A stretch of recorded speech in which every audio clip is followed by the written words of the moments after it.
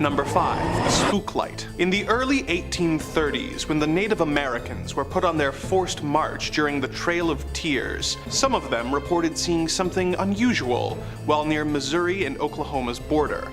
Something that has remained a consistent part of American folklore and a relatively commonly reported sight ever since. While the Native Americans were passing through an area known as the Devil's Promenade, they apparently saw a glowing orb of light that was floating in the distance. Sometimes it's reported as being the size of a baseball, and other times as being the size of a basketball. Sometimes it remains stationary as it hovers in the night, and sometimes it appears to vibrate and twitch in the air. Explanations have included tales of two Native American lovers searching for each other in the night, the ghost of a Confederate soldier, and even the devil himself wandering the earth with a lantern.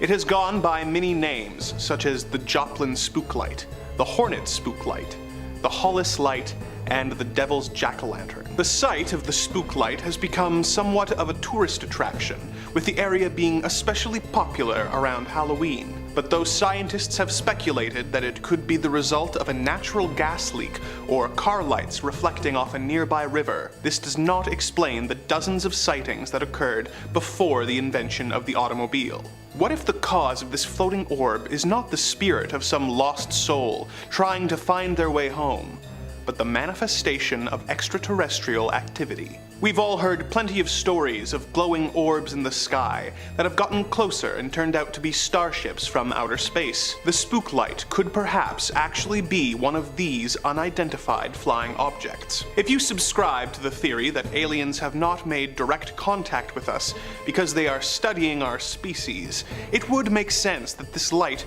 would first appear during a major historical event where millions of displaced native peoples were forced into long marches. Perhaps the sightings since then have been follow-up studies of the area by aliens. If that is the case, and aliens were observing Earth during the Trail of Tears, let's hope they don't judge us for some of our most shameful behavior.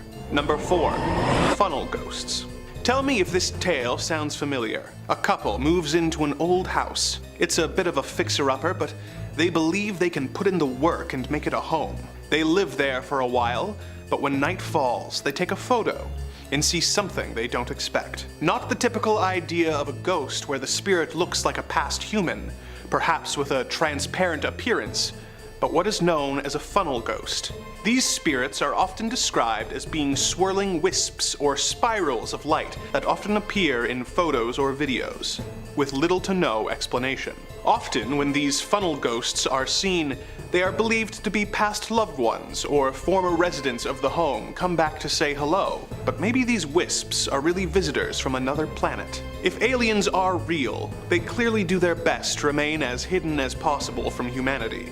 This would explain why UFO sightings are rarely reported in crowded, well-lit areas, and why they don't tend to be active on social media. Despite alien abduction stories where people are taken away to be studied and probed by our alien visitors, if you really wanted to study humans, it would be much more informative to study them in their natural environments. Obviously, little green men running around your home and watching you while you and your family eat would be suspicious. So maybe they've developed a way to hide in plain sight. An advanced species capable of interstellar travel and with spacecraft that are rarely seen by human eyes and hardly ever captured with any clarity on film could be using some kind of technology that reflects ambient light in order to keep them invisible. If we assume this technology is used to hide their ships, it is not unreasonable to hypothesize that this technology could be available for aliens on the ground. The strange shapes appearing in photos that we assume are ghosts are actually aliens studying us in our own homes, using a cloaking device to remain undetected and only being seen when a camera picks up their telltale shimmer. Number 3. Sightings at the West Point Lighthouse in PEI. When it comes to lists of spooky and probably haunted locations, lighthouses are surely near the top of the list, just under murder houses, ancient manors, and abandoned mental hospitals. Such is the case for our next entry. a lighthouse on the west point of the Canadian province of Prince Edward Island. The lighthouse was built in 1876, being passed from keeper to keeper until the operation was automated in 1963. The lighthouse was renovated into an inn, museum, craft shop, and chowder kitchen in the mid-1980s, and has been the source of tales of the supernatural ever since. Visitors often report rather stereotypical ghost activity, such as lights turning on and off, disembodied voices, and cold spots, sending a shiver up guests' spines. More interesting for the purposes of this list are the tales of a ghostly burning ship being seen in the nearby Northumberland Strait. Legend says that at night, sometimes if you look out to sea, you can see a centuries-old ship whose crew were killed when their ship caught fire and sank. According to the tale, they made a deal with the devil in order to save themselves, and as a result are damned to burn on the ship for all of eternity. From the distance that the people who reported this burning ship would be from the boat, they wouldn't be able to make out with much detail on the apparition, especially at night when the ship appears in the vast majority of reported sightings. So, all they would really be seeing is a large, bright, flickering light coming towards the lighthouse that, through the context of the situation, they would assume was a ship. But it makes me think, there are so many stories of UFOs appearing as bright, shining, flickering lights that disappear just as soon as they appear. What if this burning ghost ship is actually an alien craft signaling with its lights? You may think, why would an alien ship be signaling anyone? But look at the situation from their perspective. You're flying around in your flying saucer above the waters of Canada. You see another bright floating light in the distance. You signal to let it know you are there, and when you get close enough to realize that it is not another alien craft, but a tower with a bright light on it that the humans have built on the cliffside, you realize and turn out your lights, causing your ship to seem to suddenly disappear to any humans who saw you. It might very well be a ghost ship, but the fact that it is so close to what would look like a floating light to the uninitiated makes me think this is just as likely. Number 2. Things moving on their own. Another common type of ghost is the alleged poltergeist. They are the type of spirit who enjoys their afterlife by messing around in your home with the intention of scaring you and causing as much property damage as possible. A common way these spirits apparently make their presence known is by moving objects and making them float through the air. Like when you hear a noise at night and go into the kitchen to investigate, only to find your mother's best china floating through the air before it suddenly drops to the floor, leaving you with one less token of remembrance to honor your loved ones with. But maybe this is not the work of a malevolent spirit, but simply a side effect of passing alien ships. When looking at various UFO sightings from across the world, some commonalities begin to emerge. The craft in question are often bright, shining lights against the dark night sky. They tend to appear and disappear just as quickly, and they often seem to be hovering or flying, seemingly on their own, with no visible means of propulsion. Or at least, none that we can see. Perhaps these alien craft are not flying with the use of rockets, but by manipulating gravity. If these ships are able to do this, they could use this to take away gravity under their ship, allowing it to hover or fly through the night. Something like this could affect the houses below it in a similar way that houses located near airports can have their contents rattled by passing planes. Perhaps when alien craft are negating gravity and flying overhead, they are unintentionally affecting gravity in the homes below them, causing things to float and move, not because of spirits, but because of gravity being manipulated. And once the ship has passed, the objects drop, making it seem like an evil spirit has destroyed these lighter objects out of spite for the homeowner. This would mean that people who are dealing with consistent ghost activity were actually just unlucky enough to be directly below an alien's commute. Number 1. Ghostly figures of the past. Everyone has heard some variation of a ghost story like this. You go into an old building that is hundreds of years old. At first, everything seems normal, when suddenly goosebumps break out across your flesh as a chill runs up your spine. You turn and see something you don't expect. A figure from the distant past stands before you. Perhaps it is a soldier from the 1930s, and perhaps it is a small Victorian child in one of those weird little sailor outfits. You try to stammer out some words of greeting, but before you can, they have disappeared before your very eyes. Stories like this are very common in ghost sightings, and can take place anywhere from an old Victorian mansion, a field where an important battle was fought, or even in your own home. You may think that something like this would scream ghost and nothing else. But what if these haunting apparitions are just a side effect of extraterrestrial travel? When considering the possibility of alien visitors, we must ask the question of how they got to our planet in the first place. Even if their craft were capable of reaching light speed, they would take hundreds of years to reach our planet, which hardly seems worth it if assuming these beings have a comparable lifespan to humans.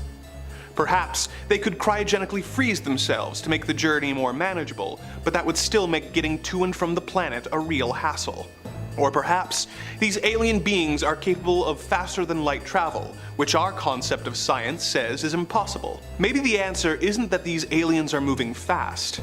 Maybe the answer is that they are bending space and time to reach their destination. If these beings were capable of traveling across the fourth dimension and bending space and time around or folding it in on itself, then it is reasonable to hypothesize that there would be some unintended side effects. One theory of how time works is that all of it is happening at once. So, if a place, say a spooky mansion, were occupied by a small Victorian child in one point of time, and say Ryan Reynolds in another, maybe time folding in on itself to accommodate alien travel would cause us to be able to catch glimpses into the other points in time. So, this hypothetical Ryan Reynolds would see the child from the past and assume it was a ghost. And who knows, maybe the child would see Ryan and assume he is a handsome spirit from the future. Coming in at number 5, the Corwin Witch House. The Jonathan Corwin House in Salem, or simply known better as the Witch House, was the home of Judge Jonathan Corwin, 1640 to 1718, a prominent figure in the horrors that happened there, and is actually the only structure you can visit in Salem today that has direct ties to the Salem witch trials of 1692. Well, that might not be the case because we got a couple of those coming up. Trust me, this place is riddled with ties to those witches. Corwin bought the house in 1675 and lived there for more than 40 years.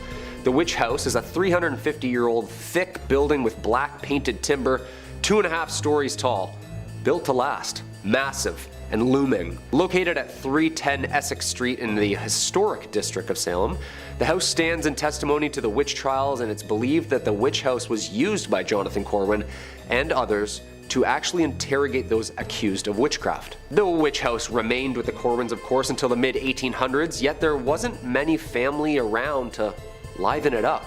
The Corwin curse seems like a weird one since all the Corwin's kids, 5 children, all perished young from separate complications within the house. And this is where it gets really weird.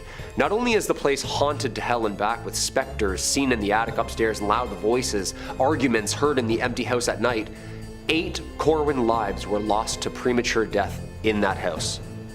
All Corwins. Yeah, I'd say that makes for a pretty cursed home, alright? A family curse. Number 4, Proctors Ledge. There are over 1,000 documents from Salem witch trials, yet none of the accounts actually specify where the hangings took place.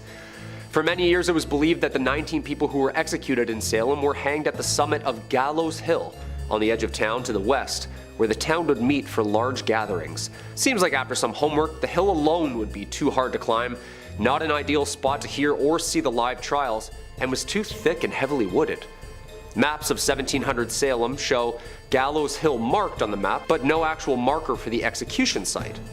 I feel like a detective all of a sudden. A team of researchers began to reconsider all of the evidence around 2010, eras of homework collected over the years, and eventually concluded that the real execution spot was Proctors Ledge. Boom, baby! This was confirmed in 2016. Part of the evidence included 1692 eyewitnesses' accounts who wrote in journals that they were able to see the hangings from their homes to actually remains being dug up and found now. Now I know what you're thinking, it's named after John Proctor. No, it's not. However, odd timing, as he was one of the witches accused of witchcraft along with 3 of his other mistresses. Locals say that the lady in white visits Proctors Ledge. Some visitors claim to have caught the sight of her, though others catch only her disembodied voice. Are these the phantoms of the unsettled spirits tied to the grounds where they were hanged for eternity? Who knows? Number 3. Charter Street Burial Grounds.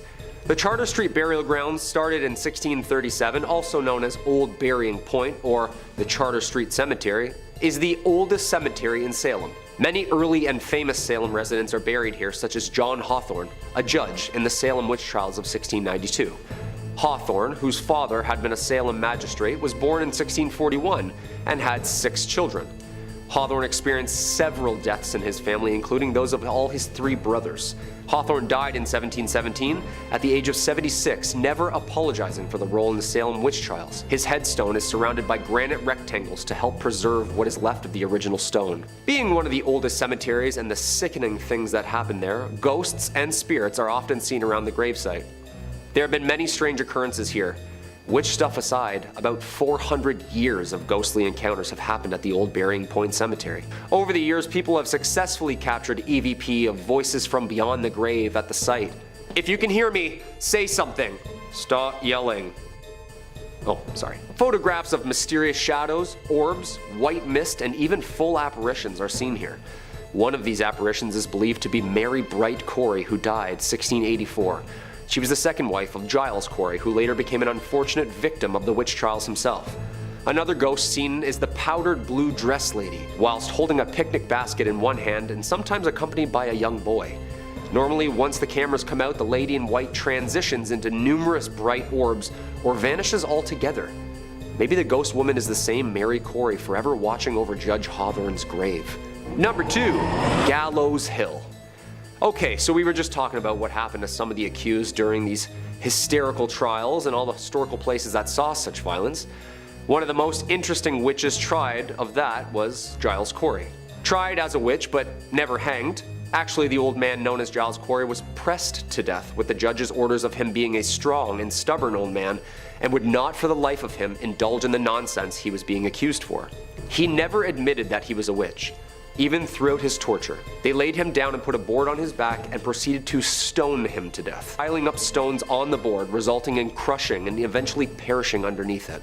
Only took about 4 days. Giles Corey apparently repeatedly yelled "more weight," further cementing his plea of not guilty to everyone watching at Gallows Hill. With his last breath, Giles apparently cursed the town of Salem, and this area is now an unearthly hotspot for paranormal activity. The Gallows Hill that most people are aware of is nothing but a baseball diamond, but underneath that baseball diamond, bone fragments and coffins have been found. Interesting, because no witches were ever buried in coffins. Maybe vampires? Giles died from his inflicted torture on September 19th, 1692, just after the 8th anniversary of his wife Mary's passing.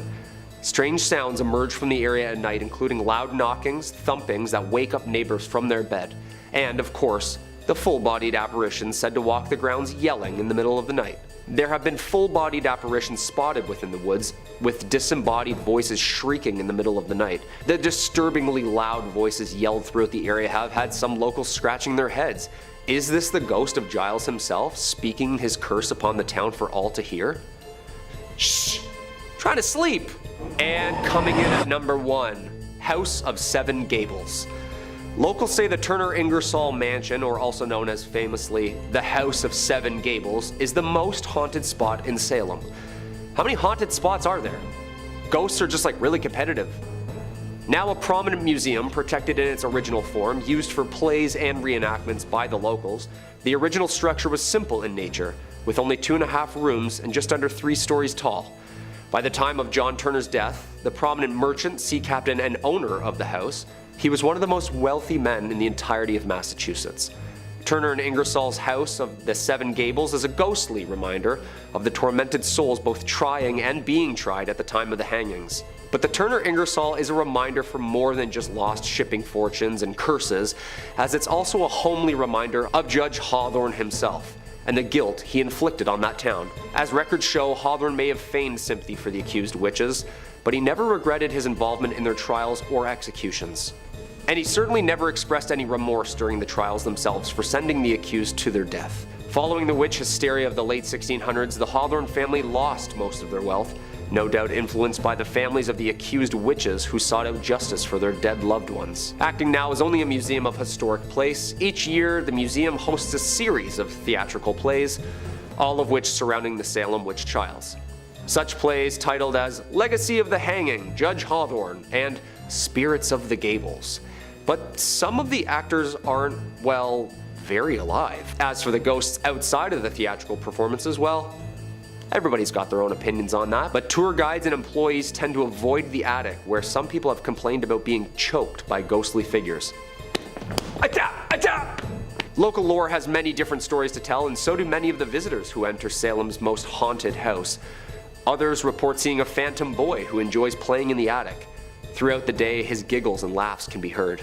Always giggling kids, eh? They're like the scariest ghosts. Well, that's about all the proof and lore I need to believe it. Imagine doing a show and a ghost just saying, "Line?" I don't know, what do you think? Are these stories and places scary enough for you? I certainly am terrified. And I also just learned about 5 new places in Massachusetts that I'm never going to visit.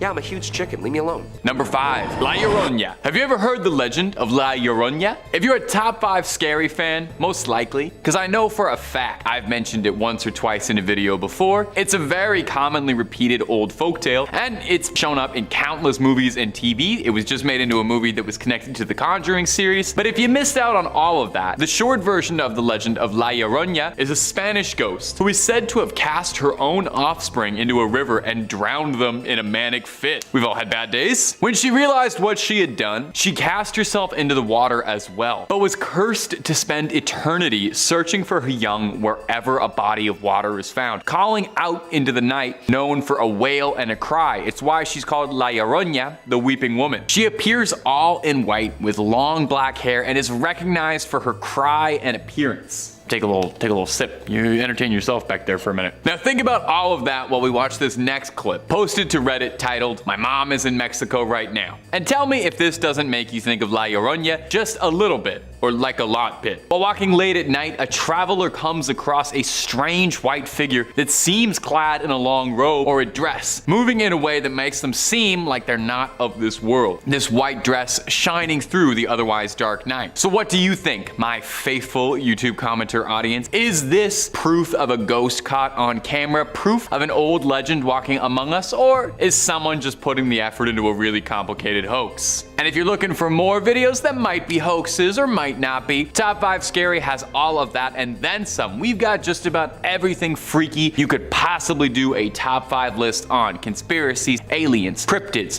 true crime, fake crime, ghosts, another thing, another scary thing. We've got it. So hit that subscribe button, make sure you hit the bell, but please, would you kindly do that at the end of this video, because I got some more scary ghosts coming right up for you. Number 4, Oxford Castle. Stuart James is an amateur paranormal investigator and a spiritual enthusiast who's posted a few of his findings of strange happenings to the internet. Now, a lot of the things he posted could find their way onto this list, but it was this video of him exploring Oxford Castle and prison that had my hands turning cold and clammy. More so than usual, I mean. Once standing as a medieval castle, the castle was mostly destroyed in the English Civil War. By the 18th century, was rebuilt to serve as Oxford's local prison. Now, a new prison was built on the site from 1785 and remained in operation all the way until 1996. With a few hundred years of visitors passing through its cold stone walls and spending their last days behind bars, is it much of a surprise that it's said to be haunted by the ghosts of some of the long-term residents who just can't seem to break free of prison life? As such, it's a popular spot for fledgling ghost hunters to go looking. The prison actually even offers ghost hunting packages and overnight adventures if you're looking for that sort of thing, but why don't you watch the clip first before you make any decisions? Did you see it? While looking through the glass window pane through a door, a face can be seen clear as day. James said as soon as he saw the face in the window, he and the rest of his team ran to the hills out of the prison, fearing what they had encountered and preferring to look the footage over later in the safety than spend another minute there. What do you think? Because I think I would do pretty much the exact same thing. I mean, I'm watching this video from the comfort of my office in a cozy little little recording studio, and it was still enough to put my hair on end. I can't imagine that happening to you in front of your face and being able to keep a straight face, let alone dry jeans, and you're cool. I'd probably be on the first train out of Oxford and the rest of my days salt circling just in case. Number 3, the trampoline. Have you ever seen The Ring? Probably not, because if you saw the movie The Ring, you would have died roughly 7 days after that, and you wouldn't be able to watch all these lovely videos. I'm just kidding, of course. It's not haunted. Or is it? Now, the original Japanese Ring is one of my favorite horror movies, and I can't think of many things I've seen in my life half as truly creepy as Sadako stretching herself out of the TV into the real world. That scary long black hair covering her face, just the way she moves. Yeah, every time. Well, if I thought that was bad, this next thing might actually do me in and put me in the grave. Take a look at this next clip. At first, it seems like someone just filming some summer fun, until you get a better look at what appears to be a figure clad all in white crawling out from under the trampoline. Looking, honestly, a lot like Sadako crawling out of that TV. You see why I brought The Ring up? It definitely has me scratching my head watching over again. However, not everyone is as convinced as I am. I am pretty easily convinced. One commenter on the video attempted to debunk it as a fake, lending a bit of insight as a video editor. They said, I guess that the ghost figure is a clip of someone standing up, which has been motion tracked and composited in with blurring and opacity. If the shot was stabilized, like I'm guessing it was, this would be fairly straightforward and easy. The camera shake could be added in digitally after the motion tracking is done to really sell the shot. I noticed a blur on what looks like the ghost's back as it stands up, and the jumper leg passes over the figure. This blur is wiped away. This clip stops as the figure is moving above the black netting, which is being used to conceal any editing artifacts. Well, that's all well and reasonable, but it could also just be a ghost. That sounds like too much effort to me, personally. I mean, really, also, you gotta think of this. Who would go on the internet and just tell lies? What kind of person would go on the internet and then tell people that these supernatural things were happening if these things weren't really happening? What kind of person would do that just for clicks? Huh?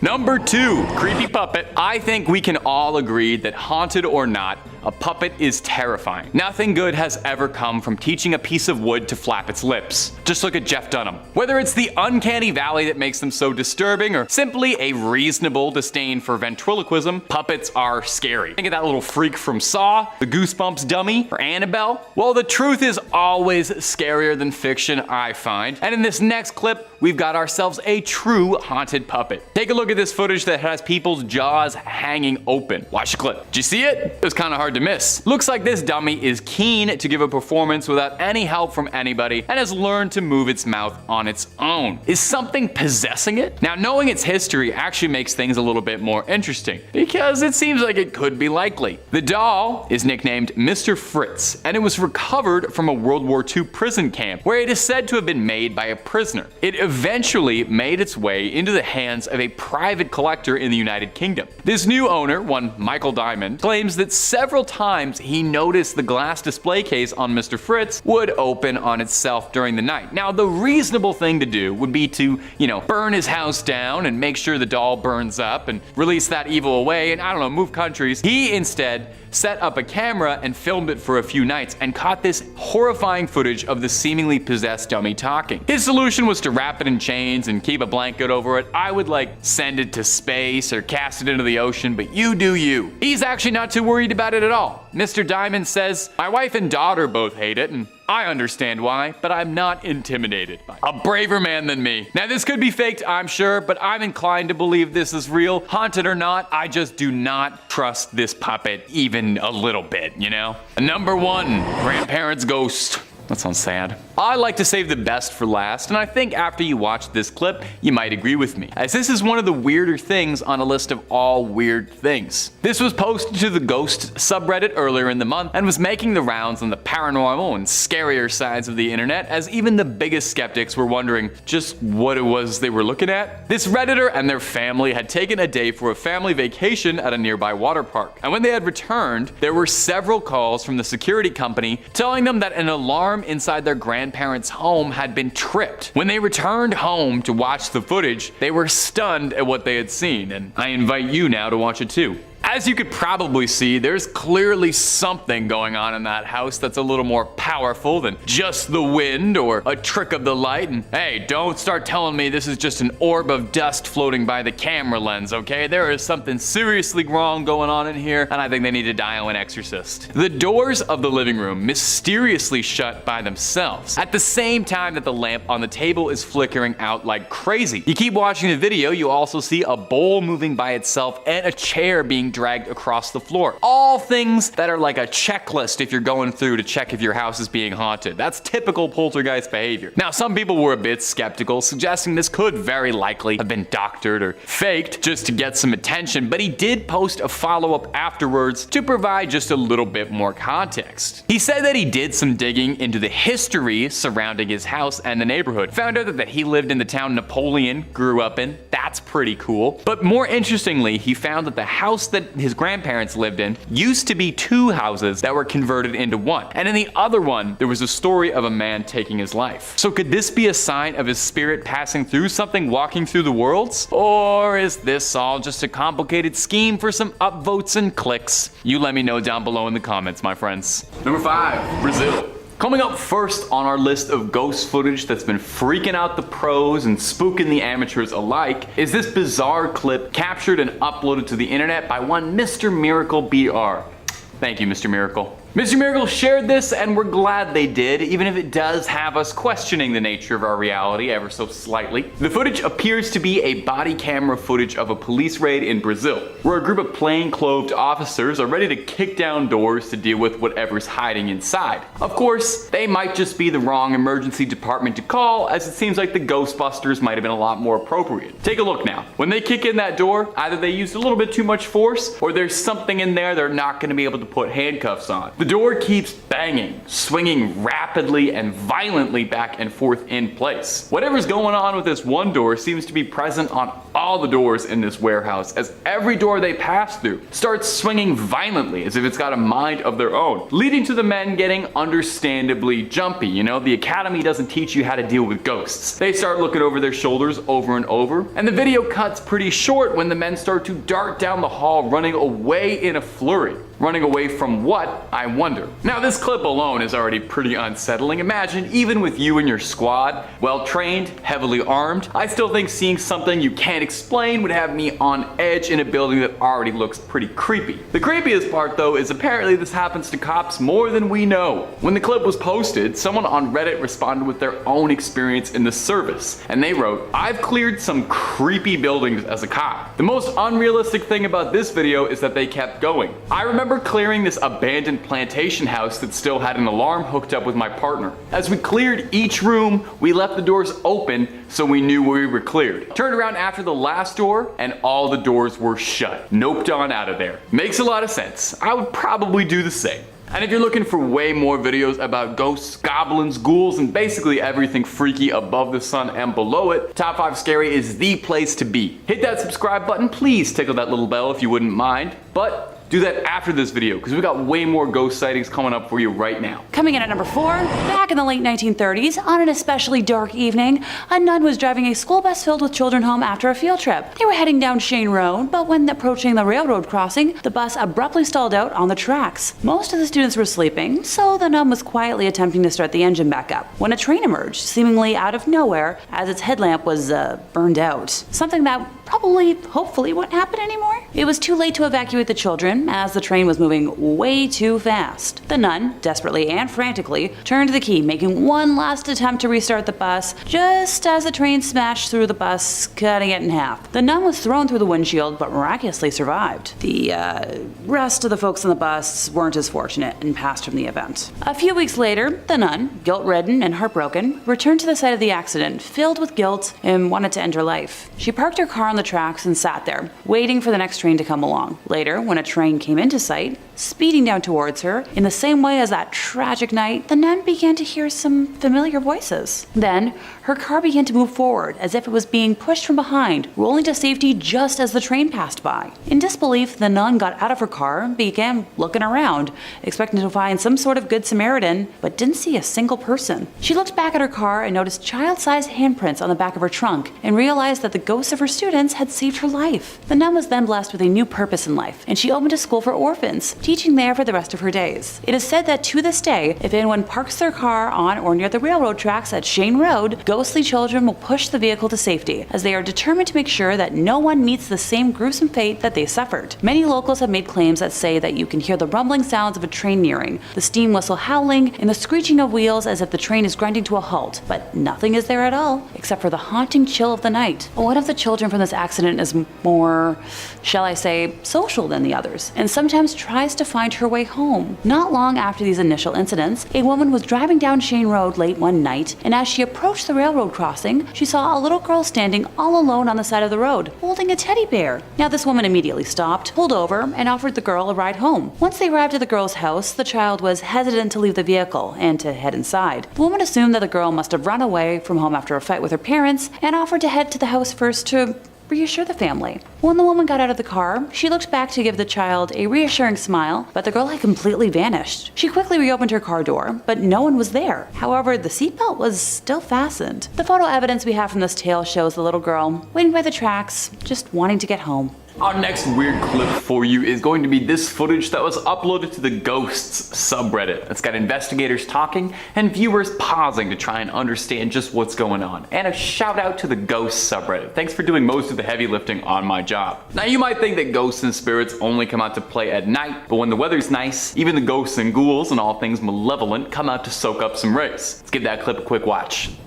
Did you see it? Kinda hard not to. The white specter rushing by the side of the house. The user posted this with the caption, "Coworker caught this outside of his house and we're speechless," and it's easy to see why. What is it that's been caught on camera sprinting by that house? Now there's definitely something mysterious here. I get the same vibe off this mysterious entity that I do like the Fresno night crawlers, to shout out one of my favorite cryptids and unknown paranormal mysteries. I can't explain what's happening, and I know there's probably a reasonable scientific explanation, but I'm not finding it right now. Now, not everyone is as convinced as me. I'm very easily swayed. Some commenters had suggested that perhaps this could be a small animal like a monkey running by really fast, or a parrot flying by really, really fast. You'll have to let us know down below in the comments whether or not you think this was proof of a spectral entity caught on security, or if this is just a funny little creature monkeying around. For what it's worth, and I think we should take this seriously, I think a monkey could be a ghost. As far as I know, monkeys can become ghosts. I've never seen someone disprove this. I've never seen someone prove this either, but this might be that proof we need. In second place, we have Johnny Johnson. While Toys R Us may no longer exist as a physical store in the United States, I'd like to travel back to the 70s when it did. Located in Sunnyvale, California. No, not Sunnydale. No Hellmouth here, I don't think. Toys R Us decided to build a store over the property of a former ranch. Honestly, pretty normal sounding so far, right? Staff and customers alike began to report multiple incidents of what they believed to be a haunting, ranging from hearing their names whispered to them, or feeling cold breezes, and seeing objects moving around on their own. The woman's bathroom, in particular, seemed especially spooky because the sink's faucet taps would turn on by themselves. Oh, and some female employees said they experienced what felt like some invisible being playing with their hair, which...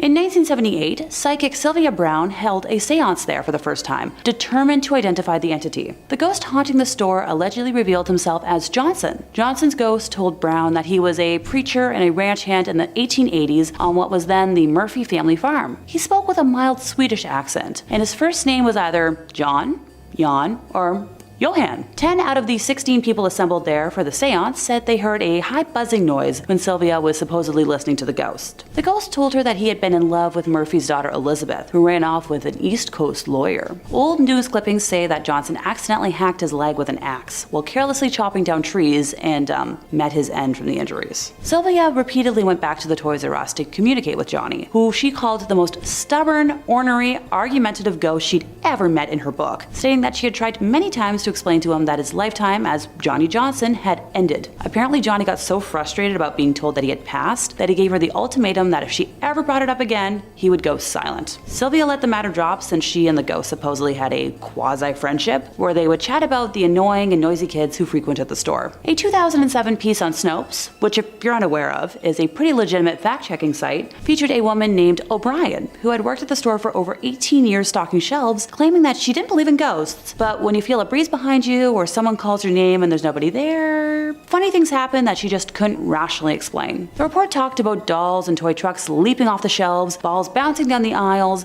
and children's books falling off the racks. Baby swings would move on their own. The folks at Toys R Us say they've tried to explain it logically, but they've got nothing. Johnny was captured on camera in 1978, casually leaning against the shelves while the group that was there for the seance is shown sitting. Now that the store is no longer a Toys R Us, it has housed a Spirit Halloween, which feels fitting for some weird reason. Number 1, the Arizona truck ghost. You ask any man of the road, ask them if they've ever seen anything strange up there, and they'll tell you everything. And this next clip is just more fuel for that fire. William Church is a truck driver who was driving down Arizona State Route 87 on March 11th, and he saw something he couldn't explain. And this time, it wasn't just the heebie-jeebies from one too many coffees and a Slim Jim for breakfast. He spotted something spectral on the road that was recorded by his dash cam, and he thinks this translucent figure was something not of this world. You can see the lines through the legs making a figure, Church told Fox News. Now there are some locals who believe that the highway itself is haunted. It was first built in 1927 and stretching across approximately 273 miles, there's a good bit of tragic history on Route 87. It's been described as one of Arizona's most treacherous roads, and as such,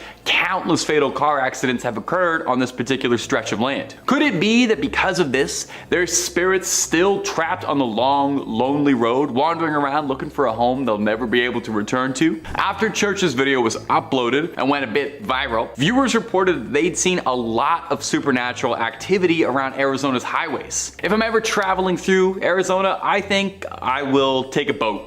Perhaps. One of Arizona's many plentiful boats for its vast and teeming rivers and lakes. That's what everybody knows about Arizona. It's a really wet state, right? Really wet state. Number 5, James May Pompei. James May Pompei. James May Pompei. I'm gonna be saying that for the rest of the day. James May is a renowned British television host, notable for decades of service to the BBC, zipping cars around exotic places. After Top Gear quietly came to a mutual end that all parties agreed on in 2015, May continued globe-trotting, with less companions and less motoring, in a new show called James May, Our Man In. Well, when our man went to Rome to see Pompeii, it seems he accidentally caught a specter on tape in the old city of Pompeii. You watch this clip and tell me what you think, because I think this one is all kinds of freaky and might be one of the better ghost clips I've seen in a minute. That's why we're starting with it. As May is talking, a lone figure can be seen crossing the otherwise empty street before seemingly evaporating before your very own eyes. It's eerie, I ain't gonna lie. An unsettling coincidence is that the ghost seemingly appears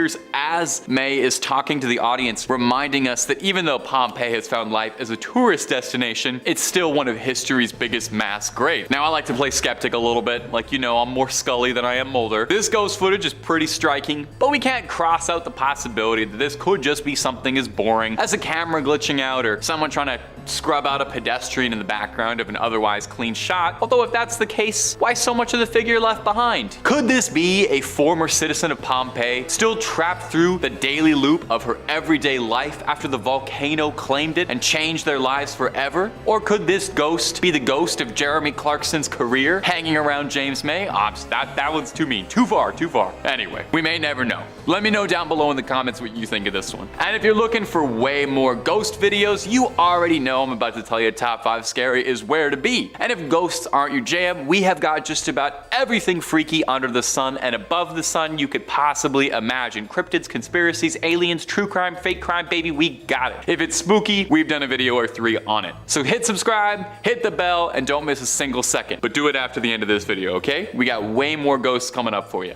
Number 4, the insane asylum ghost. This next clip is one that is going to have the hairs on the back of your neck standing on end. This was originally posted to the Ghosts subreddit. A user by the lovely name of Random Doge 47 posted that she'd recently visited the Heartwood Insane Asylum, just as a visitor. Don't want to make that clear, not a patient. It's an abandoned mental facility in the UK that's long been thought to be the home of malicious spirits and poltergeists of former patients who never managed to find peace and drift off towards the afterlife. Definitely given bad vibes looking at pictures of this. Pictures of abandoned hospitals give me the creeps. Something bad. You can just tell nothing good has ever happened here, and nothing good will continue to happen here.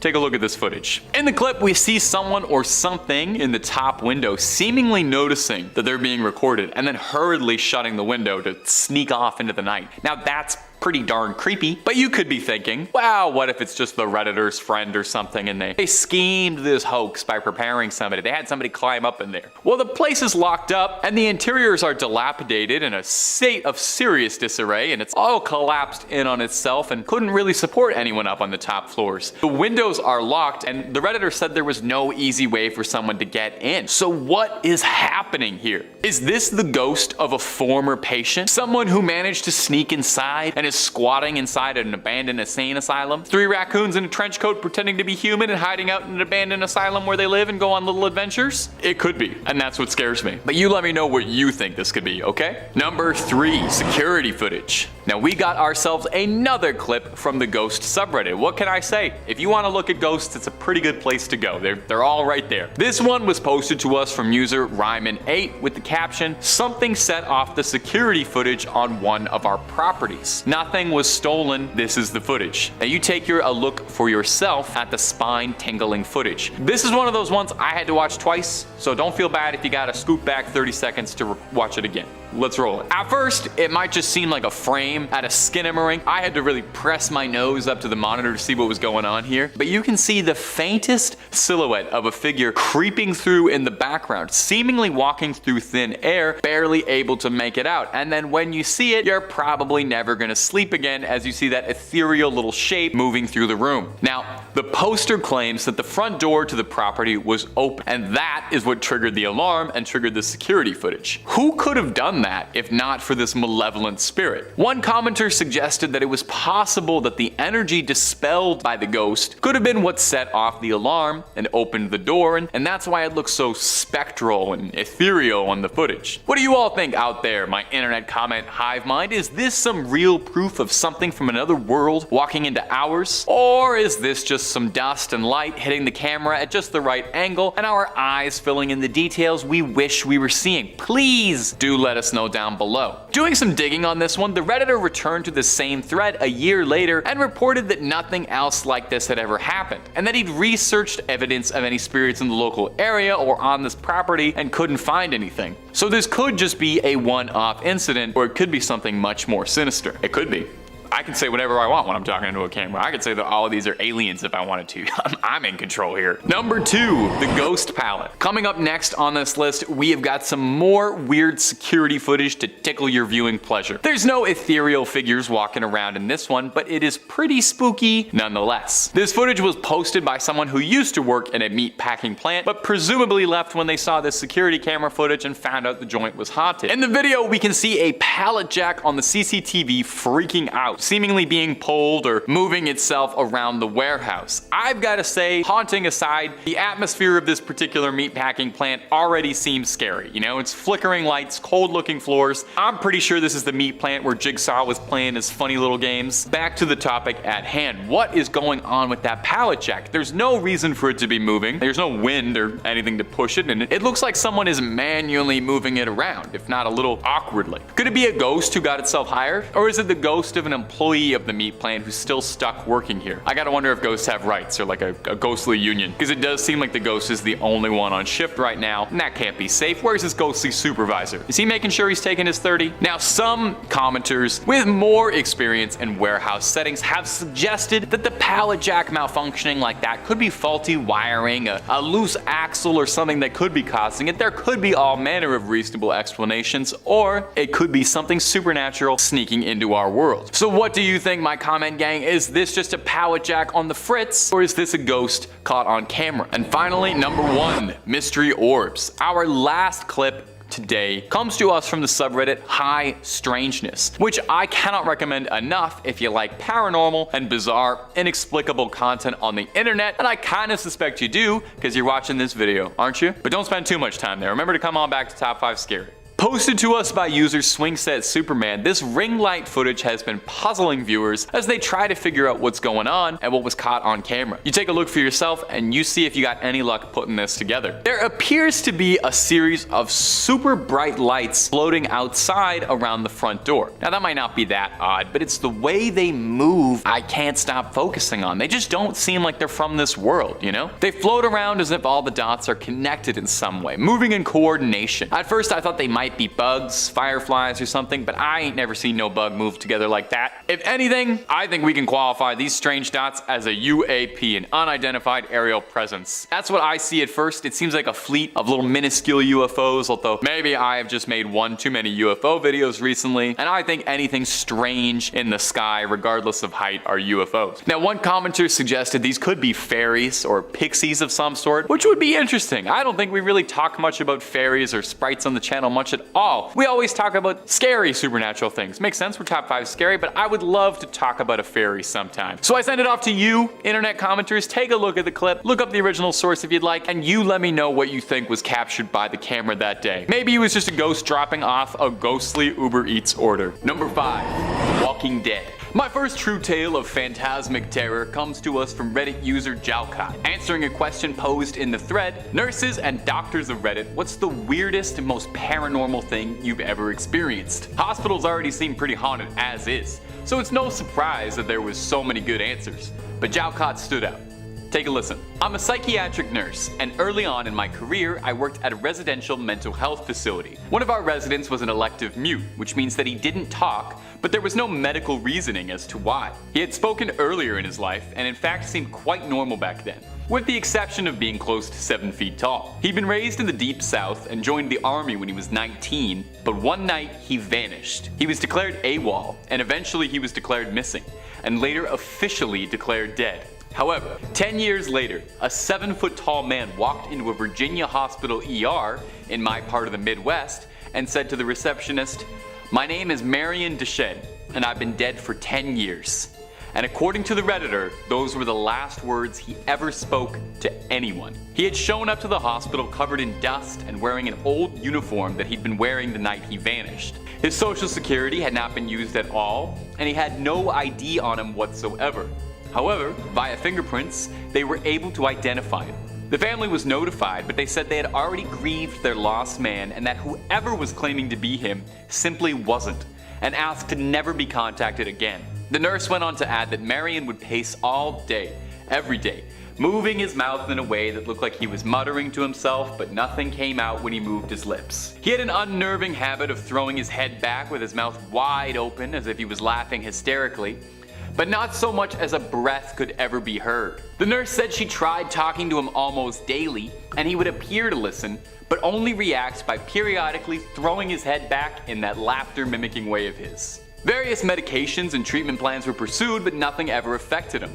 Therapy was tried as well, but all that would happen was Marion would just grin and start pacing again. She goes on to say that on her last day, she saw Marion pacing in the parking lot, throwing back his head to laugh. She closes by saying all those years she'd wondered, was he a ghost? And all those years later, she still doesn't know. Click through and listen to as many Top 5 Scary videos as your ears can handle. Moving on. Number 4, the things that go bunk in the night. Now you would never ever believe this, but our next story comes from Reddit as well. A similar thread, a similar question. What's the most paranormal thing you've ever experienced? Lots of good ones to pick from, but this one from Mad Rampager really stood out for me. I used to be in the military.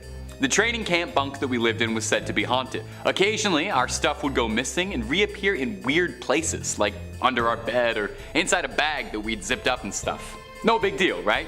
Weird things happen, and I mean human error and all that. Well, then came the instance that freaked everybody out. It was night after lights out, and my friend was on his phone texting his girlfriend. Most of us had been drifting off to sleep and we were lying on our beds when suddenly my friend heard the shuffling of feet from the corridor. So, thinking that it was our sergeant, He quickly hid his phone under his pillow, rolled over on his side, and tried to get to sleep. What happened next still chills me to the bone to this day. While he pretended to sleep, he heard someone right behind him at the other end of the bed saying, "Don't worry, you can continue to pretend to sleep." I could have dismissed this as a figment of his imagination, except me and 5 other people around him heard it. Creepier still, there was no one there. And weirdly, it sounded like the voice of a young girl that had said it. For reference, our camp was in the middle of an island and was set up away from the main admin building. The island had been closed by the government for army training purposes for the past 15 years, so there were definitely no civilians around, let alone any children. To make matters freakier, when we came back from our weekend home leave, there was a bunch of hair on his bed, neatly bundled up, long and jet black, and underneath his pillow was a note. Remember me? Now, as I said, we're in the middle of a forest, in the middle of an island, and at that point in time, there were no female recruits whatsoever on the island. Our bunks were locked for the weekend, and the duty sergeant had no idea what had happened. We never spoke about it again after that night, and it still chills me every time I think about it. Number 3, old friends. Our next story is from a Reddit thread asking, "What's your ghost story?" And I gotta point this one out just because it was too funny, but the original poster included the title in brackets, "Serious?" to deter any would-be paranormal pranksters. Just serious ghost stories, please.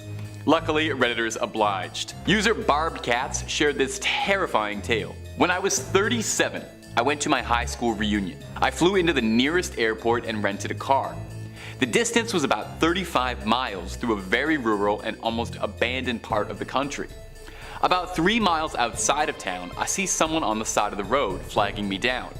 Up in the North Woods, no one ever leaves someone else stranded, and it would turn out that the guy standing there was somebody I'd actually been to school with, my old friend Jim. Jim gets in the car and we start talking, catching up. I hadn't seen him in 20 years, but he still looked the same, maybe just a little bit older. We get to town and I ask him if he wants to come to the reunion with me and have a drink. He says no, just take me back home. Jim's parents had lived only a few blocks from my grandmother's, and I turned in that direction, but he said to take him to the part of town that really was just the outskirts, up by the fairground and the cemetery. There was a mobile home park out there, and I figured that must be where he lived. When we reached the end of the turn, he said, "Just drop me off here. It was nice to see you again," and he walked off into the night. So I went to the high school reunion, met up with some old classmates, and we start to talk. Now please understand me here. I am stone cold sober, nor do I ever take anything harder than soda. Tired after a 13-hour flight, but I was completely sober. As we were talking about who was showing up and who wasn't, I mentioned to my old classmate that I just picked Jim up a few miles off east of town and had dropped him up by the fairgrounds. Now for some reason everyone got really quiet. Even the guy belting out karaoke stopped, and my cousin went white as a shirt. Barb. Jim died 8 years ago. Rolled his car. I start to feel really dizzy, and I go out to the car to take some deep breaths and decide whether or not I'm going crazy. And there on the seat was a newspaper printed 8 years ago containing Jim's obituary. I still have that damn paper. Every now and again, I take it out to stare at it, and I still wonder just what the hell happened that night. Number 2, Ghost on the Line. The next story comes to us from a thread asking law enforcement officers of Reddit, what is the creepiest call that you've ever been on? We get a very creepy answer from user Smokey Bonaparte sharing this creepy little tale.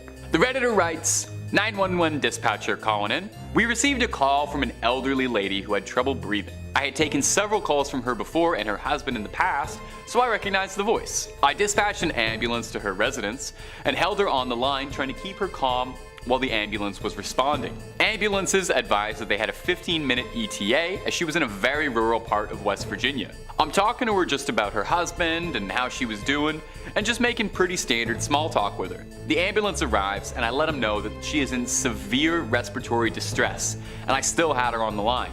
I let her know the ambulance is coming to her door to go answer the door, and she says okay and hangs up the phone. Oh, that's pretty normal, right? Well, here's where it gets very weird. The EMT and paramedic on scene call back about a minute after, and they say that no one is answering the door. We have a sheriff in the area pulling on scene about that time. The sheriff unit confirmed the address and he's breaching the door to make access to the PT. 5 minutes go by and the paramedic on scene radios to ask me who called. I tell them it was the elderly woman who lived on residence. He tells me he's going to call this in and he needs to speak with my shift supervisor. We get him over to the supervisor and the supervisor confirms the same information I relayed, that it was all correct, and asks what's going on. Apparently the old woman had been dead for a while and was already in full rigor mortis. They thought I was wrong on the caller, but the other dispatchers played it back for them and confirmed it was the old woman who called. The ambulance transferred to the hospital and we got the same calls and disbelief from the doctors. But I took a call from a ghost that day. Number 1. Uninvited guest. Closing off our list is this story which chilled my spine like Sub-Zero. Coming to us from user Parole Model, which, hey, by the way, love the pun. It was from an Ask Reddit thread asking, what's the creepiest thing that's ever happened to you? Lots and lots and lots of good ones, but this one took the cake. So lend an ear. I used to visit my friend at her house out in a rural farming area before she moved. I'd sleep over a lot and we'd just hang out and draw. I usually slept in the living room and on the couch, and there were 2 mirrors in the room that were fairly close to the TV. When the TV was off and I was walking by, I started seeing shadows move behind me. I thought it might just be something off the TV screen, and then one evening I walked into the living room to get my sketchbook so I could sketch in her bedroom. I bent over and picked it up, stood up straight, and I looked in the mirror and saw a man behind me. A man standing in the hallway leading to the living room. He was average height, bald, and a bit old. I turned to look at him and no one was there. I turned to look at the mirror again and he was gone. I felt more than a little spooked. Another time we were just sitting in the living room and we heard what sounded like a kid's footsteps running across upstairs quickly. She had 2 adult siblings, but they were out at work leaving us all alone. Around that time I decided to sleep in my friend's room instead of the living room, only to wake up in the middle of the night to see 4 posters slowly get peeled off the wall. No, it wasn't just them falling and dragging each other down. It looked as if someone was carefully unsticking the tape and removing them. The next morning my friend put them back up saying, well, I need to get some better tape. She and her family eventually moved out because they couldn't afford to keep living there anymore. We'd never really talked about anything that had happened in that house, as if talking about it might actually make it worse. But after she moved, I finally confronted her and said it. I said, dude, your house was haunted. I hope you knew that. She replied, yeah, we knew it was. Some guy and his granddaughter used to live there, but he took her life and then took his own. So it was probably them or something. I never told you because I didn't want to scare you. Later, she would dig out a copy of a news article she got from a local paper about the crime. The picture that went with the article was the exact man I saw all those years ago. Okay, I gotta start looking at some of the cute cat picture subreddits, or maybe ones with like little monkeys going on adventures after that. Need to clear myself out. Number 5 on this list is St. Mary's Catholic Church. This is a Catholic church in Nashville, Tennessee that is apparently deeply haunted. World on Fire says there are 3 ghosts rumored to haunt this church and its grounds. One story holds that a priest died during construction of the church. Another story claims that during the Civil War, a Catholic priest serving as a chaplain for the Confederate Army was shot and killed in the church. There's another rumor that the ghost is the spirit of Bishop Richard Pius Miles, the first bishop of Diocese of Nashville, who died in 1860. He was buried in the church basement and supposedly still haunts his old stomping grounds. According to one story from 1937, a pounding at his bedroom door woke up a priest in the rectory, but he could find no one there. After he fell asleep, he was woken up again, this time by a pounding on the headboard of his bed. There was no one in his room, so the awakening was attributed to supernatural causes by superstitious locals. I can't say that I personally would substitute a ghost pounding on my headboard's wake-up call for a regular alarm clock, but hey, whatever gets you out of bed in the morning, right? Nowadays, the 3 ghosts that wander around here are sort of just part of the church and accepted among those who pray and worship here. Apparently these ghosts are relatively calm and won't cause too much trouble other than the occasional midnight stomping, that is. There was, however, one story where the chaplain for the Confederate Army ghost attacked someone.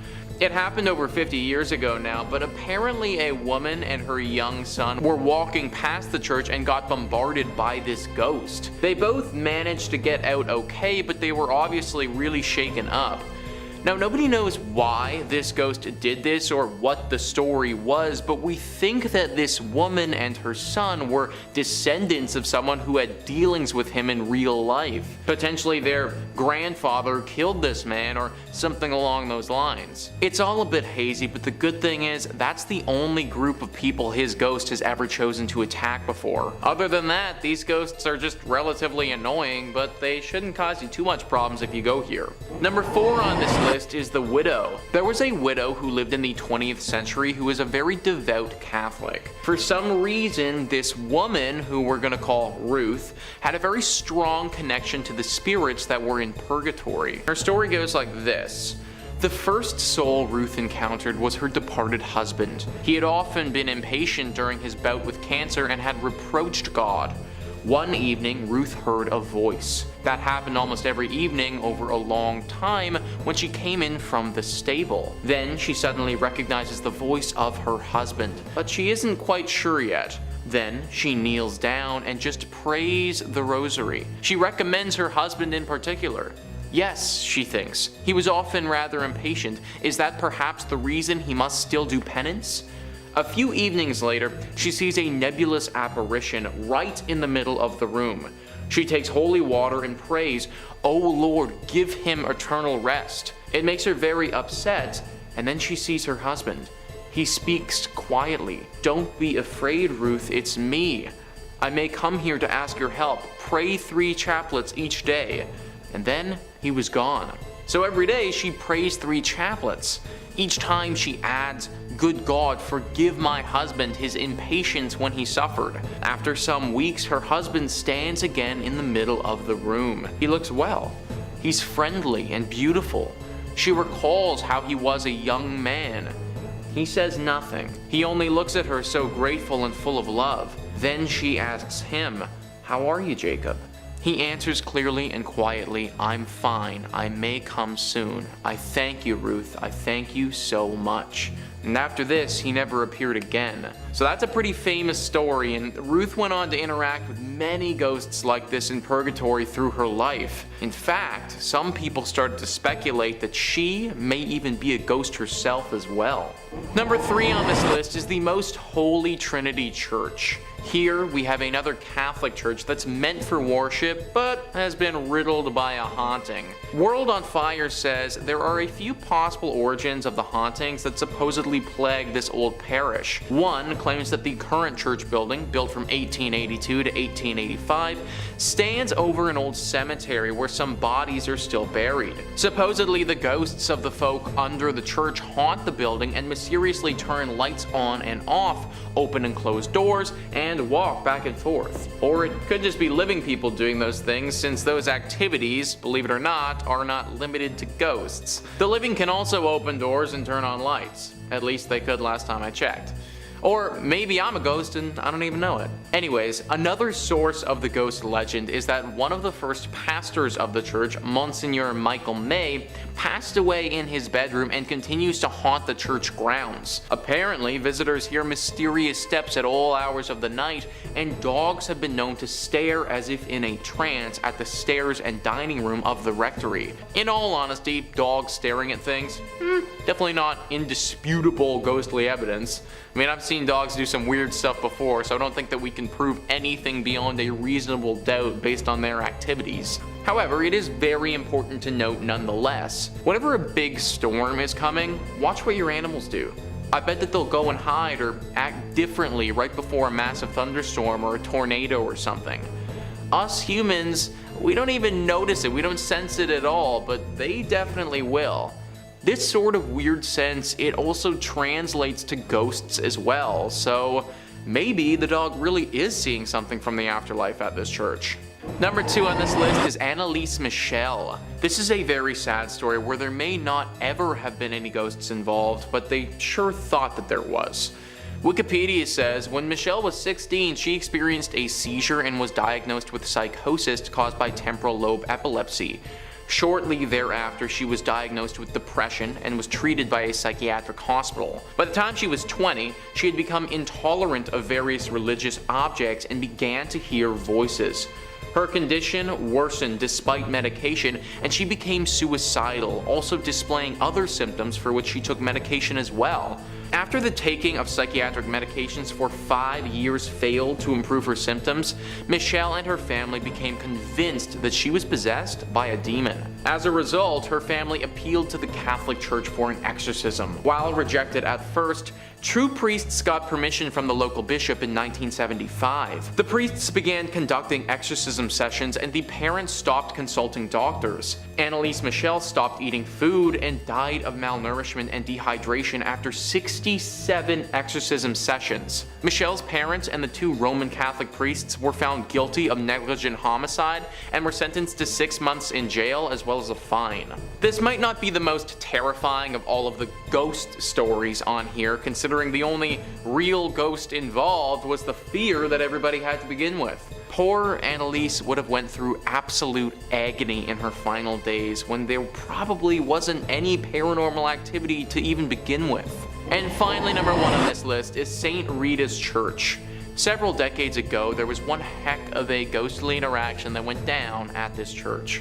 World on Fire says, on All Souls Day in the early 1960s, St. Rita's Parish had a ghostly visitation. More than a dozen parishioners had gathered there to pray when sometime in the early evening the organ began to play by itself. Suddenly, 6 robed monks appeared, 3 wearing black and 3 wearing white. The parishioners attempted to flee, but they found the doors of the church were locked. The phantom monks moved towards the parishioners while the organ continued its dirge. Finally, the vision faded as a disembodied voice whispered, "Pray for us." So next time you see a ghost, it probably just wants to ask you a favor and hopefully not kill you. All they were asking for was a little prayer, which I think everyone would have been more than happy to indulge with at that time. Of course, having a bunch of ghost monks show up out of nowhere, lock all of the doors, and keep you in there, that's pretty terrifying. Everyone is still very wary around St. Rita's Church in case these monks ever do come back. Number 5, the South Shields Poltergeist. Coming up first on this list is going to be the story of the South Shields Poltergeist, a recent case of spiritual harassment. I love a contemporary ghost. We got too many ghosts from the Victorian era or like the 1800s. We don't get nearly enough modern 2000s hauntings.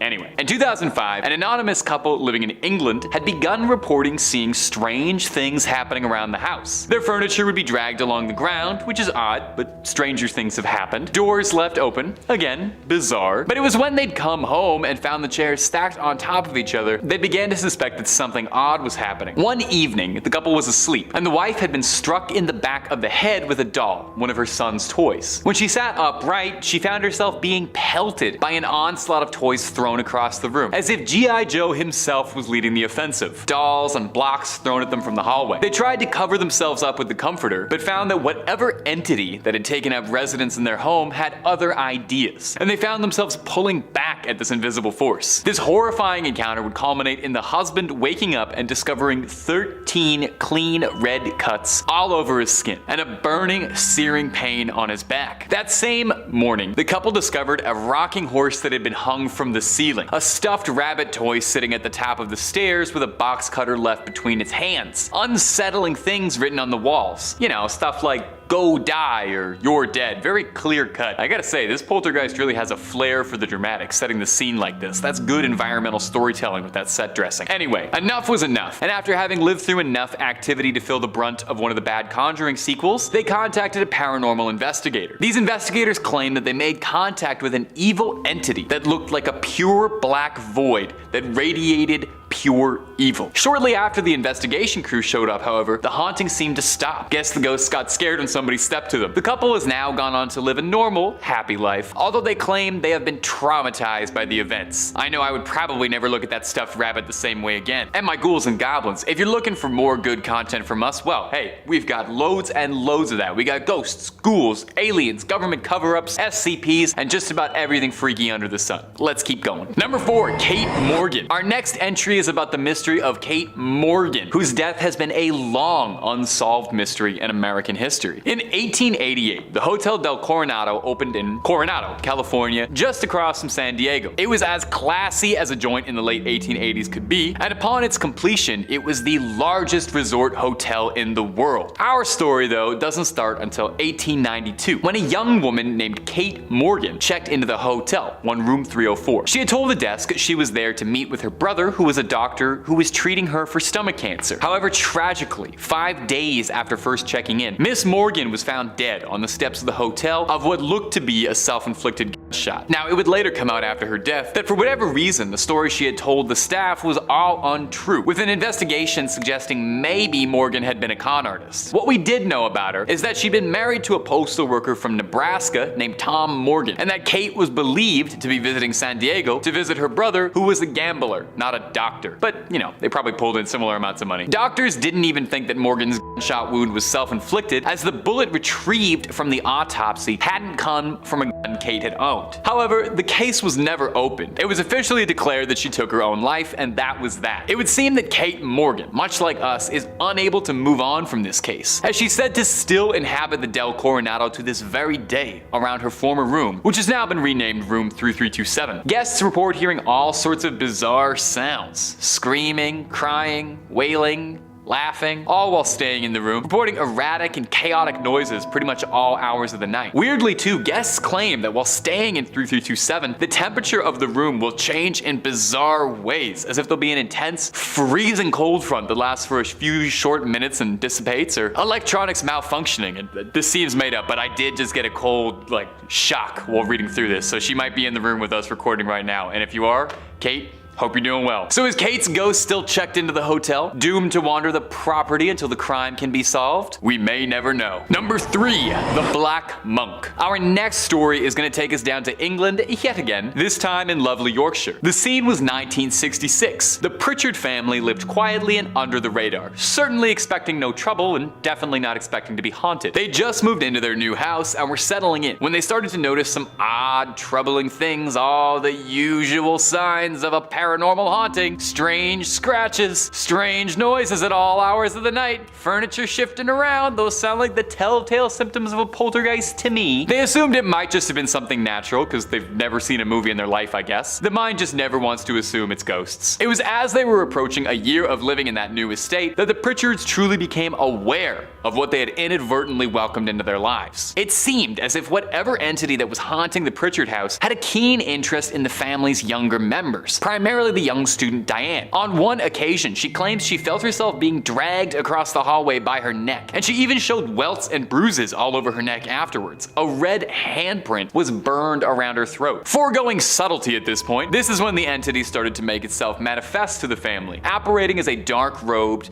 hovering being that would appear at the family's beds during the middle of the night. Very ominous. A paranormal investigation was then called and found to be inconclusive. As soon as the investigators came, the haunting seemed to slow down, similar to what had happened in the South Shields case. Ghosts are just cowards as soon as you tell on them, eh? It seemed the Pritchard family had found peace, but the investigator involved was still bothered and continued to research independently, and discovered that the Pritchard estate was built upon the former grounds of a medieval rectory, and across the street from an old gallows where people used to hang out. After a little digging, he learned that one of the prisoners sentenced to death there was an old monk. The investigator suggested this monk's malevolent spirit was the evil entity that they saw wrapped in black, dubbing him the Black Monk. And from here, the case became a legend, eventually being made into a movie called When the Lights Go Out. Number 2, Esther Cox. Coming up next is going to be the story of Esther Cox and the haunting of Amherst in Nova Scotia. It's a particularly famous Canadian ghost story, eh? It's sometimes referred to as the Great Amherst Mystery, and it's plagued and piqued the curiosity of paranormal enthusiasts for years the world over. In the late 1870s, Esther Cox was living at her sister's house alongside her brother-in-law and their children. At some point during 1878, Esther was attacked by a male friend who had tried to take advantage of her, leading to a rapid decline in Esther's mental health and emotional distress. And shortly thereafter, Esther's condition would be made infinitely worsened by the strange paranormal experience experiences that began to manifest on the Amherst property. The Cox family would report strange noises all throughout the night, and Esther's body began to swell as she alternated between impossibly high fevers and deathly low chills. And shortly after this was when objects around the house would be reported moving. Oh, that's it. That's the telltale sign of a poltergeist. A little aside, guys, if you ever see your table moving across your living room, call the Ghostbusters right away. The family doctor who was visiting the Cox household claims that he once saw the words, "Esther Cox, you are mine to kill,"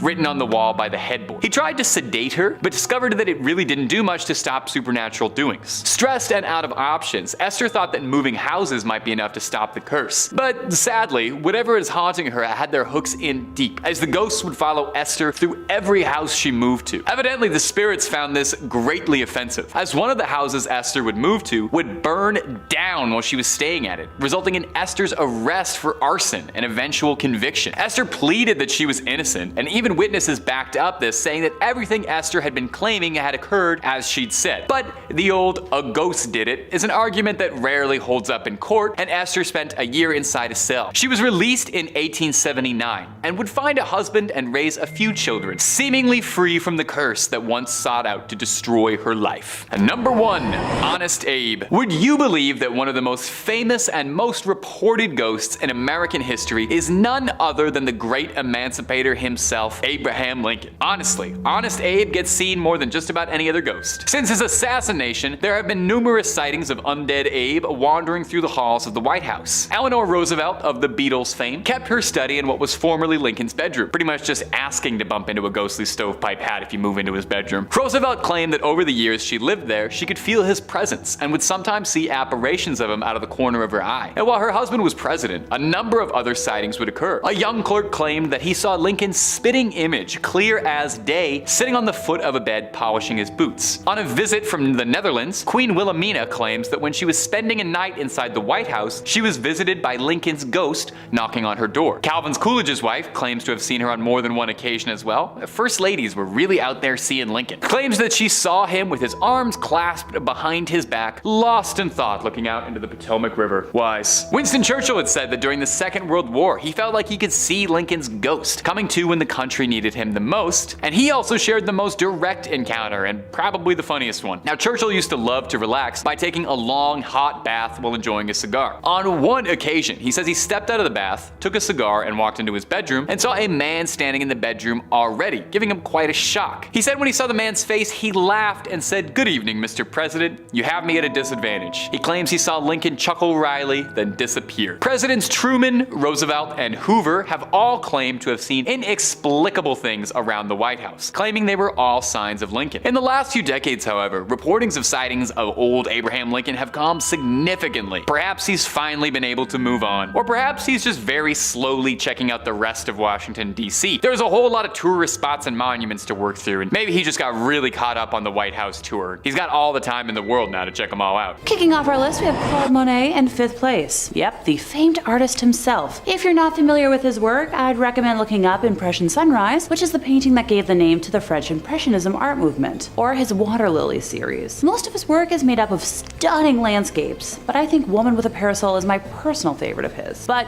you all came here for a ghosty moment, not for me to wax poetic about art, so let's hop into it. In 2015, the Cleveland Museum of Art was installing a new temporary exhibit from the Royal Academy of Arts in London titled Painting the Modern Garden, Monet to Matisse. The director of architecture was taking photographs to make sure everything looked, according to plan, when she noticed a figure showing up on an empty balcony. The photo in question shows a man with a long white beard, sporting a hat like one Monet was fond of wearing, and looking very much like the artist who was fond of painting his gardens at Giverny. Oh, forgot to mention, Monet was a very passionate horticulturalist on top of being a fantastic painter. The public communications associate who made a public statement on the photograph, Kelly Notaro, has claimed time and time again that the photo is not a hoax, not retouched in any way, and that many more sightings of Monet have been reported since by guests visiting the exhibit. The museum is home to other ghosties as well, with stories told of a little boy running through the gallery dressed in fashions from 1916, and a man in gray staring at the portrait of Jean Gabriel before disappearing into it. Night guards have reported their flashlights flickering on and off in the West Wing, and there's a mirror where visitors report seeing a man standing, but when they turn around, no one's there.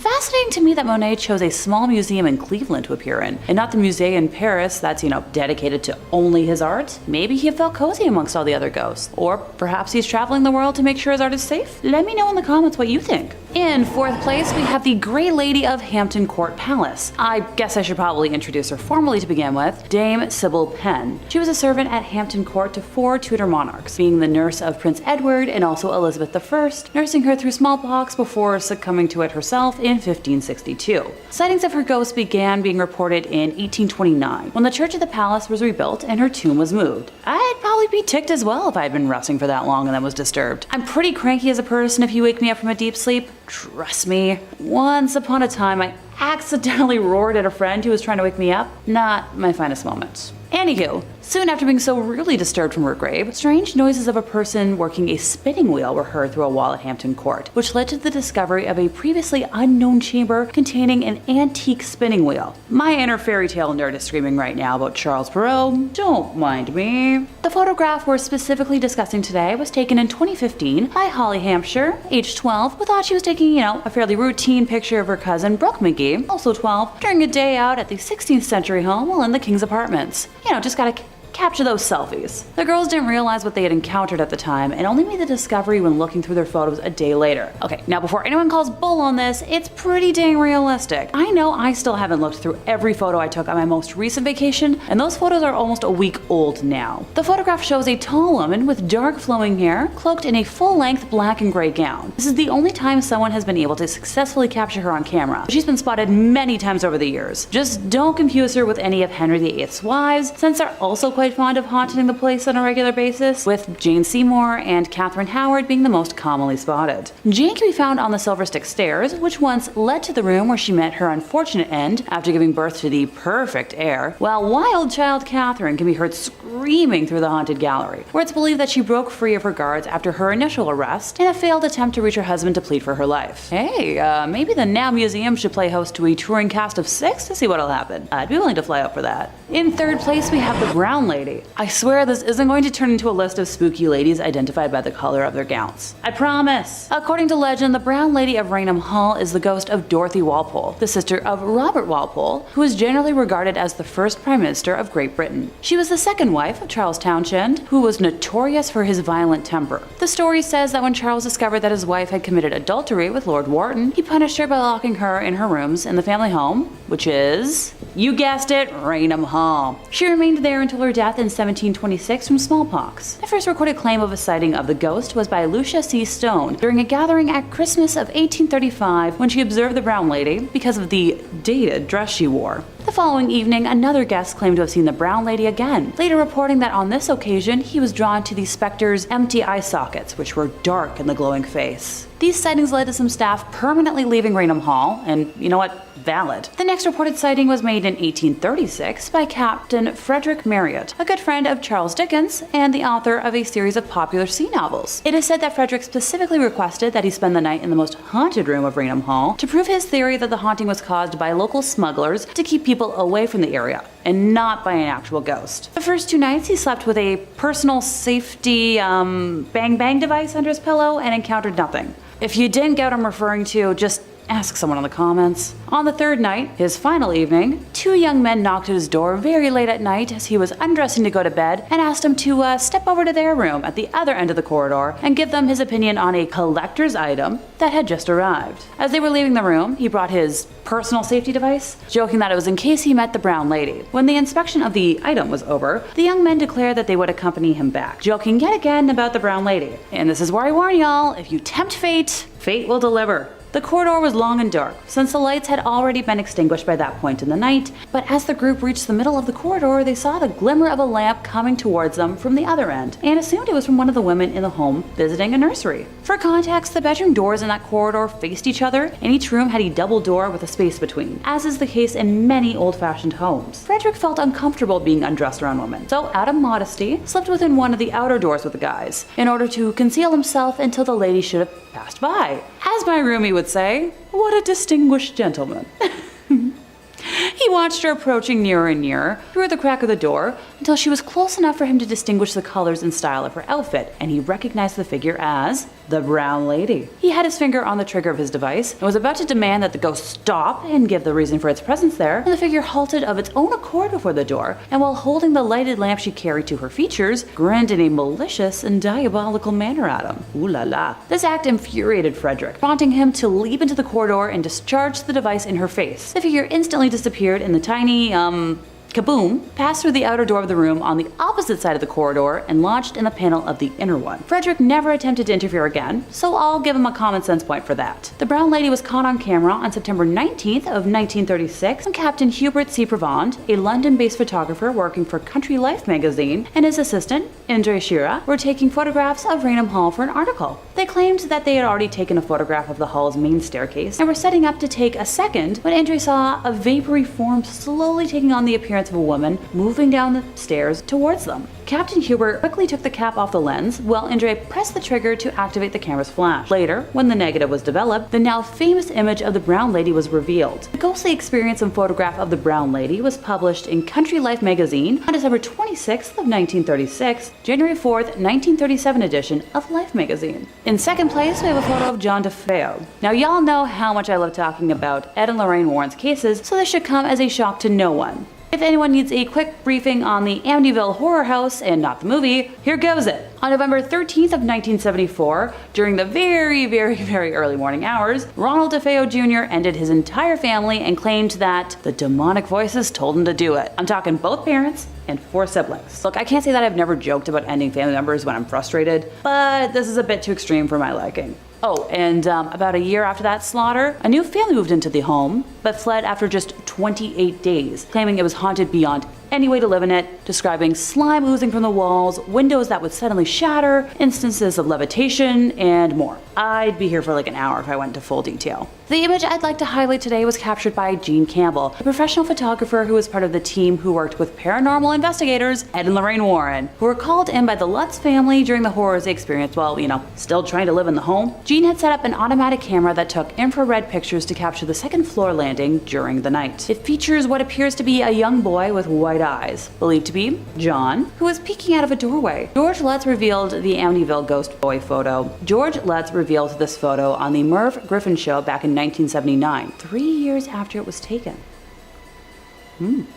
In first place, we have Mary Lee of Waverly Hills Sanatorium. In the early 1900s, the warm, wet weather of Kentucky was the perfect breeding ground for tuberculosis, pushing all of the local hospitals' capacities way past their breaking point. The Waverly Hills Sanatorium first opened its doors on July 26 of 1910 as a 2-story wooden structure built to house about 50 patients, but in October of 1926, the hospital had expanded to a 400-bed capacity to accommodate a continual influx of patients as a now 5-story facility. The sanatorium first opened in the midst of a widespread epidemic, and we all know how epidemics and pandemics go, right? Because of the highly contagious nature of the disease, extreme quarantine measures were required for patients and staff alike, meaning Waverly Hills had to function as an isolated island. The self-sufficient facility produced its own food, raised animals, and ran a functioning post office. Also featured a 500-foot-long tunnel that traveled from the first floor of the building to the bottom of the hill. Supplies could be brought in from the bottom, and the countless bodies of deceased patients were discreetly removed from the top. With the eventual introduction of a vaccine, case numbers plummeted, and in 1961 the sanatorium was officially closed, but the pain and suffering of so many souls has left a permanent mark upon the site, and that's where we come in. The photo in question was taken on September 10th of 2006 by Tom Halstead during an overnight investigation of the facility by Missouri Paranormal Research on the 4th floor of the main hospital building at around 7 a.m. If you'd like me to be technical about it, the camera used was a Pentax K1000 35mm film camera with a ProMaster 56000 extendable flash. Black and white 400 ISO film was used, and according to data provided, the camera settings were at about 1/60th of a second speed with an f-stop of 5.6. As one can see, on the right of the frame there appears to be the apparition of a young woman with dark hair and a white nightgown or dress. With the death toll from the institution being well into the thousands, one could worry that she would never be identified. But we do have a lead. She is believed to be a young girl named Mary Lee, based on a photograph that was found of a similar looking girl signed Love Mary Lee on the back. One source claims that she is the legendary nurse who allegedly went the way of the rope necklace in room 502 after learning she was pregnant by a doctor and had tuberculosis. If you visit the sanatorium today for one of their ghost walks, you'll be sure to encounter her amongst the spooky residents that never left. And that's the end of our list and more additions to my list of future vacation spots. As much as I'd love to live in the Haunted Mansion at Disney World, I'd love to visit some real ghosties more and pay